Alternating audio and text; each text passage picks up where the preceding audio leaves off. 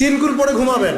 তিন কুলের মধ্যে একটা সূরা ইখলাস, একটা সূরা ফালাক, একটা সূরা নাস। কি হবে এটা পড়লে? নবী সাল্লাল্লাহু আলাইহি ওয়াসাল্লাম বলছেন দৃশ্য বা অদৃশ্যের, মানে যা দেখা যায় যা দেখা যায় না, এই দৃশ্য অদৃশ্যের জগতের কোনো ক্ষতি তাকে স্পর্শ করবে না। প্রোটেকশন, আল্লাহর পক্ষ থেকে প্রোটেকশন। আর এটা যখন রাতে পড়বেন তখন এভাবে পড়বেন, একবার সূরা ইখলাস, কুল হুয়াল্লাহু আহাদ, তারপর সূরা ফালাক, কুল আউযু বিরাব্বিল ফালাক, তারপর সূরা নাস, কুল আউযু বিরাব্বিন নাস পড়ে দুই হাত একত্রিত করে ফু দিবেন, দিয়ে মাথা থেকে নিয়ে এভাবে পুরো মাথা থেকে নিয়ে পুরো বডি এভাবে মাসাজ করবেন, এভাবে।